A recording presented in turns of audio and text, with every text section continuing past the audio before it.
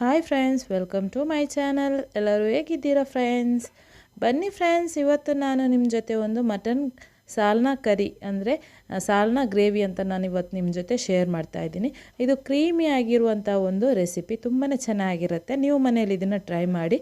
ನೀವು first time ನನ್ನ ಈ ವಿಡಿಯೋ ನೋಡ್ತಾ ಇದ್ದೀರಾ, ಪ್ಲೀಸ್ ಸಬ್ಸ್ಕ್ರೈಬ್ ಮಾಡಿ, ಪಕ್ಕದಲ್ಲಿರುವಂಥ ಬೆಲ್ ಐಕನ್ ಒತ್ತಕ್ಕೆ ಮರಿಬೇಡಿ ಫ್ರೆಂಡ್ಸ್. ಬನ್ನಿ ಫ್ರೆಂಡ್ಸ್, ಹೆಂಗೆ ಮಾಡೋದಂತ ನೋಡೋಣ. ಮಟನ್ ಸಾಲ್ನಾ ಇದಕ್ಕೆ ನಾನು ಇವಾಗ ಒಂದು ಕುಕ್ಕರ್ ತಗೊಂಡಿದ್ದೀನಿ. ಈ ಕುಕ್ಕರಿಗೆ ನಾನೊಂದು 750 ಗ್ರಾಮ್ ಅಂದರೆ 3/4 kg ಅಷ್ಟು ನಾನಿವಾಗ ಮಟನ್ನ ಹಾಕ್ಕೊಂಡಿದ್ದೀನಿ. ಚೆನ್ನಾಗಿ ವಾಶ್ ಮಾಡಿಕೊಂಡು ಇದನ್ನು ನೀವು ಕುಕ್ಕರಲ್ಲಿ ಹಾಕ್ಕೊಂಡು ಇದಕ್ಕೆ 1 ಸ್ಪೂನಷ್ಟು ಬ್ಲ್ಯಾಕ್ ಪೆಪ್ಪರ್ ಪೌಡ್ರು, ಆಮೇಲೆ 1 ಸ್ಪೂನಷ್ಟು ಜೀರಾ ಪೌಡ್ರು, ರುಚಿಗೆ ತಕ್ಕಷ್ಟು ಉಪ್ಪು ಅಂದರೆ 1 ಸ್ಪೂನಷ್ಟು ಉಪ್ಪು ಹಾಕ್ಕೊಂಡಿದ್ದೀನಿ.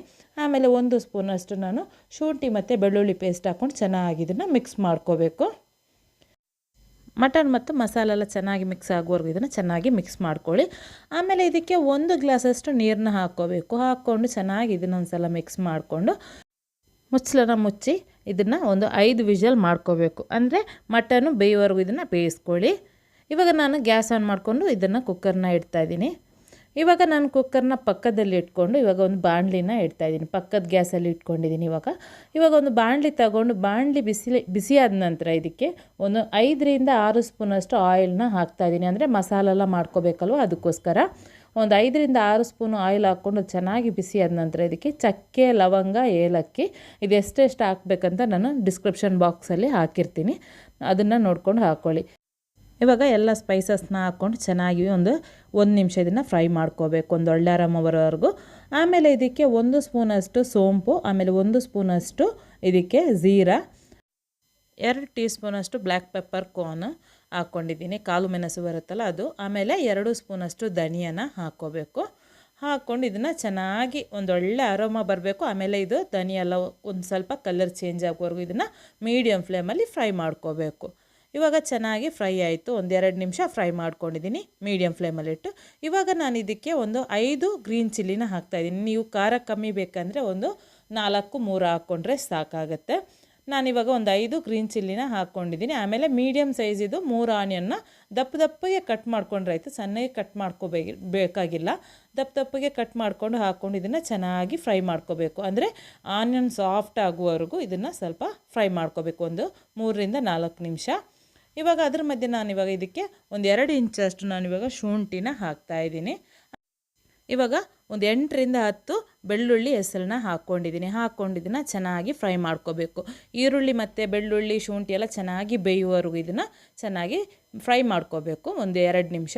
ಇದು ಫ್ರೈ ಆದ ನಂತರ ಇದಕ್ಕೆ ಇವಾಗ ನಾನು 1 ಕಪ್ಪಷ್ಟು ನೀರನ್ನ ಹಾಕ್ತಾಯಿದ್ದೀನಿ. ಅಂದರೆ 1 ಗ್ಲಾಸಷ್ಟು ನೀರನ್ನ ಹಾಕ್ಕೋಬೇಕು. ಅಂದರೆ ಆನಿಯನ್ ಮತ್ತು ಇದೆಲ್ಲ ಚೆನ್ನಾಗಿ ಬೇಯಬೇಕಲ್ವ, ಅದಕ್ಕೋಸ್ಕರ. ಇವಾಗ ನೀರು ಹಾಕಿದ ನಂತರ ಇದನ್ನು ಚೆನ್ನಾಗಿ ಒಂದು ಸಲ ಮಿಕ್ಸ್ ಮಾಡ್ಕೊಳ್ಳಿ.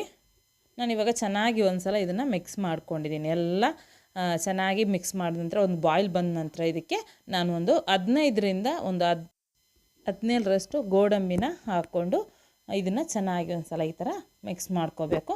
ಮಿಕ್ಸ್ ಮಾಡಿದ ನಂತರ ಇದಕ್ಕೆ ಇವಾಗ ನಾನು ಮುಚ್ಚಿ ಇದನ್ನು ಒಂದು 10 ನಿಮಿಷ ಇದನ್ನು ಮೀಡಿಯಮ್ ಟು ಲೋ ಫ್ಲೇಮಲ್ಲಿ ಇದನ್ನು ಬೇಯಿಸ್ಕೋಬೇಕು. ಅಂದರೆ ಆನಿಯನ್ ಮತ್ತು ಗೋಡಂಬಿ ಎಲ್ಲ ಚೆನ್ನಾಗಿ ಬೇಯುವವರೆಗೂ ಇದನ್ನು ಬೇಯಿಸ್ಕೊಳ್ಳಿ. ಇವಾಗ ಒಂದು 10 ನಿಮಿಷ ಆಯಿತು ನೋಡಿ ಬೇಯಕ್ಕೆ ಶುರುವಾಗಿ.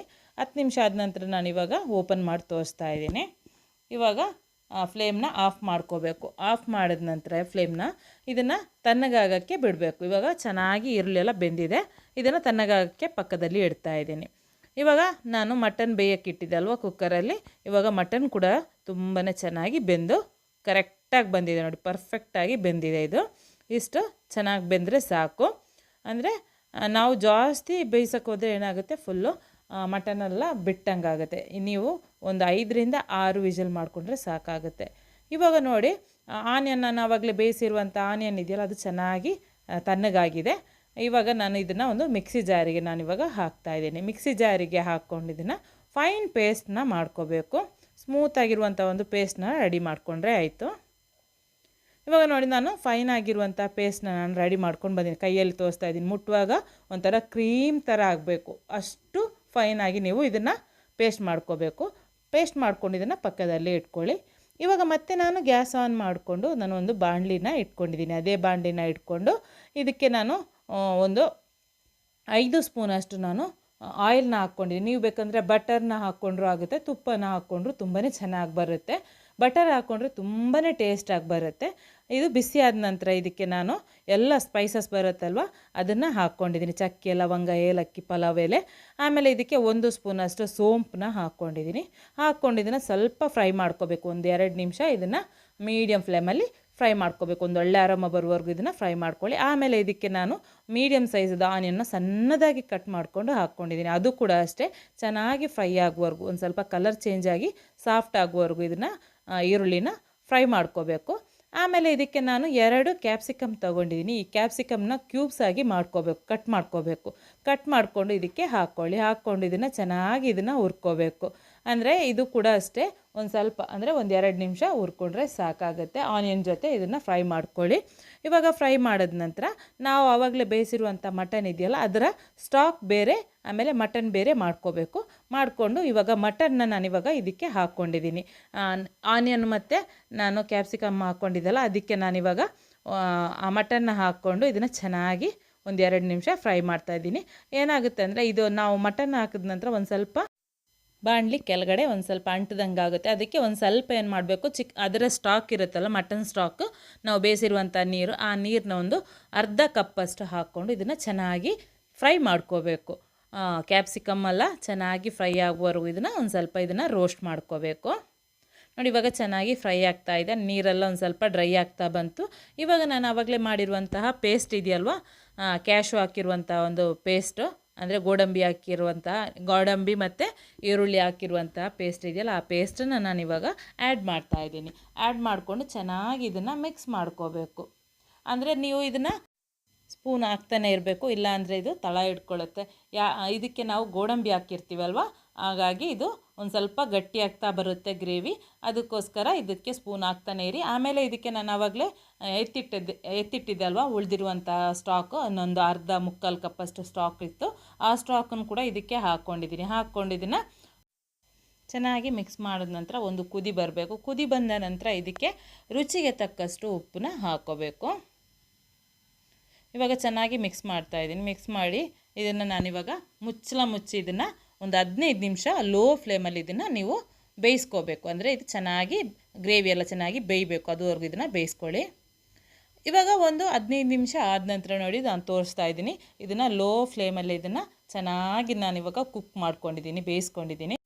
ಇವಾಗ ತಿಕ್ಕಾಗಿರುವಂಥ ಒಂದು ಗ್ರೇವಿ ಆಗಿದೆ. ಇವಾಗ ನಾನು ಫ್ರೆಶ್ ಕ್ರೀಮು ಅಂದರೆ ಒಂದು ಅರ್ಧ ಟಿನ್ನಷ್ಟು ಇತ್ತು, ಅದನ್ನು ಫುಲ್ ಹಾಕ್ಕೊಂಡಿದ್ದೀನಿ. ನೀವು ಬೇಕಂದರೆ ಒಂದು ಸ್ವಲ್ಪ ಜಾಸ್ತಿನೂ ಹಾಕ್ಕೊಂಡ್ರಾಯ್ತು. ಖಾರ ಜಾಸ್ತಿ ಆಗಿದ್ದರೆ ಇದಕ್ಕೇನು ಮಾಡಬೇಕು, 1 ಟಿನ್ನಷ್ಟು ಹಾಕ್ಕೊಂಡ್ರೆ ಇನ್ನೂ ತುಂಬಾ ಚೆನ್ನಾಗಿ ಬರುತ್ತೆ. ನಾನಿವಾಗ ಒಂದು ಅರ್ಧ ಟಿನ್ನಷ್ಟು ನಾನಿವಾಗ ಫ್ರೆಶ್ ಕ್ರೀಮ್ನ ಹಾಕ್ಕೊಂಡಿದ್ದೀನಿ. ಚೆನ್ನಾಗಿ ಈ ಥರ ಮಿಕ್ಸ್ ಮಾಡ್ಕೋಬೇಕು. ಇವಾಗ ಕ್ರೀಮ್ ಮತ್ತು ಎಲ್ಲ ಮಸಾಲ ನಾವು ಮಾಡಿರುವಂತಹ ಗ್ರೇವಿ ಇದೆಯಲ್ಲ ಚೆನ್ನಾಗಿ ಮಿಕ್ಸ್ ಆಗುವವರೆಗೂ ಇದನ್ನು ಚೆನ್ನಾಗಿ ಮಿಕ್ಸ್ ಮಾಡ್ಕೊಳ್ಳಿ. ಇವಾಗ ಚೆನ್ನಾಗಿ ಮಿಕ್ಸ್ ಆಗಿ ಇದೊಂದು ಬಾಯ್ಲ್ ಬರ್ತಾಯಿದೆ. 1-2 ನಿಮಿಷ ಇದನ್ನು ಚೆನ್ನಾಗಿ ಬಾಯ್ಲ್ ಮಾಡ್ಕೋಬೇಕು. ಇವಾಗ ಚೆನ್ನಾಗಿ ಬಾಯ್ಲ್ ಆಗ್ತಾಯಿದೆ. ಇದಕ್ಕೆ ನಾನಿವಾಗ ಕೊತ್ತಂಬರಿ ಸೊಪ್ಪನ್ನ ಸಣ್ಣದಾಗಿ ಕಟ್ ಮಾಡಿರುವಂತಹ ಕೊತ್ತಂಬರಿ ಸೊಪ್ಪನ್ನ ನಾನಿವಾಗ ಹಾಕ್ತಾಯಿದ್ದೀನಿ. ಆಮೇಲೆ ಇದಕ್ಕೆ ಉದ್ದುದ್ದಕ್ಕೆ ಕಟ್ ಮಾಡಿರುವಂತಹ ಶುಂಠಿನ ಹಾಕ್ತಾಯಿದ್ದೀನಿ. ಆಮೇಲೆ ಇದಕ್ಕೆ ಒಂದು 2 ಗ್ರೀನ್ ಚಿಲ್ಲಿ ತಗೊಂಡದನ್ನು ಉದ್ದುದ್ದಕ್ಕೆ ಕಟ್ ಮಾಡಿಕೊಂಡು ಹಾಕ್ಕೊಂಡು ಒಂದು ಸಲ ಇದನ್ನು ಚೆನ್ನಾಗಿ ಮಿಕ್ಸ್ ಮಾಡ್ಕೊಳ್ಳಿ. ಈ ಥರ ಮಿಕ್ಸ್ ಮಾಡಿದ ನಂತರ ನಿಮಗೆ ಬೇಕಂದರೆ ಇದಕ್ಕೆ ಚಾಕೋರಲ್ಲಿ ನೀವು ನಮಗೆ ಟಿಕ್ಕಾ ಫ್ಲೇವರ್ ಬರಬೇಕಂದ್ರೆ ಇದಕ್ಕೆ ರೆಸ್ಟೋರೆಂಟಲ್ಲಿ ಕೊಡ್ತಾರೆ ನೋಡಿ, ಒಂಥರ ಟಿಕ್ಕಾ ಫ್ಲೇವರ್ ಥರ ಬರುತ್ತೆ. ಆ ಥರ ಬರಬೇಕಂದ್ರೆ ಚಾಕೋರಲ್ಲಿ ಇದರಲ್ಲಿ ಒಂದು ಸ್ಟೀಮ್ ಫ್ಲೇವರ್ನ ಕೊಟ್ಟರೆ ತುಂಬಾ ಚೆನ್ನಾಗಿ ಬರುತ್ತೆ. ನಾನಿವಾಗ ಅದನ್ನು ಸ್ಕಿಪ್ ಮಾಡ್ತಾಯಿದ್ದೀನಿ. ಅದು ನಮ್ಮ ಮನೇಲಿ ಅಷ್ಟು ಇಷ್ಟಪಡಲ್ಲ ಅಂತ ಹೇಳಿ ನಾವು ಅದನ್ನು ಸ್ಕಿಪ್ ಮಾಡಿಕೊಂಡು ಈ ಥರನೇ ಸರ್ವ್ ಮಾಡ್ತಾಯಿದ್ದೀನಿ. ತುಂಬಾ ಟೇಸ್ಟಿಯಾಗಿರುವಂಥ ಒಂದು ಕ್ರೀಮಿಯಾಗಿರುವಂಥ ಒಂದು ಗ್ರೇವಿ ರೆಸಿಪಿ. ಸೇಮ್ ರೆಸ್ಟೋರೆಂಟಲ್ಲೆಲ್ಲ ಹೆಂಗೆ ಮಾಡ್ತಾರೆ ಅದೇ ಥರ ನಿಮ್ಮ ಜೊತೆ ನಾನಿವತ್ತು ಈ ರೆಸಿಪಿನ ಶೇರ್ ಮಾಡ್ಕೊಂಡಿದ್ದೀನಿ. ನೀವು ಈ ರೆಸಿಪಿನ ನೀವು ಮನೆಯಲ್ಲಿ ಒಂದು ಸಲ ಟ್ರೈ ಮಾಡಿ ನೋಡಿರಿ. ಟ್ರೈ ಮಾಡಿದರೆ ನೀವು ಮನೆಯಲ್ಲಿ ತುಂಬಾ ಇಷ್ಟಪಡ್ತೀರಾ. ಈ ರೆಸಿಪಿನ ನೀವು ಚಪಾತಿ ಜೊತೆ ಆಮೇಲೆ ನಾನ್ ರೋಟಿ ಜೊತೆ ತುಂಬಾ ಚೆನ್ನಾಗಿರುತ್ತೆ. ನೀವು ಇದನ್ನು ಮನೆಯಲ್ಲಿ ಟ್ರೈ ಮಾಡಿ ಹೆಂಗಾಯಿತು ಅಂತ ನನಗೆ ಕಮೆಂಟ್ ಬಾಕ್ಸಲ್ಲಿ ಒಂದು ಕಮೆಂಟ್ ಹಾಕೋಕ್ಕೆ ಮರಿಬೇಡಿ ಫ್ರೆಂಡ್ಸ್. ಈ ವಿಡಿಯೋಗೊಂದು ಲೈಕ್ ಕೊಡಲಿಕ್ಕಂತೂ ಮರಿಬೇಡಿ ಫ್ರೆಂಡ್ಸ್. ಈ ವಿಡಿಯೋನ ನಿಮ್ಮ ಫ್ಯಾಮಿಲಿ, ಫ್ರೆಂಡ್ಸ್, ರಿಲೇಟಿವ್ಸ್ಗೆ ಎಲ್ಲರಿಗೂ ಶೇರ್ ಮಾಡಿ. ನೆಕ್ಸ್ಟ್ ನಾನು ಹೊಸ ರೆಸಿಪಿಯೊಂದಿಗೆ ಹೊಸ ವಿಡಿಯೋ ಜೊತೆ ಬರ್ತೀನಿ ಫ್ರೆಂಡ್ಸ್. ಬಾಯ್.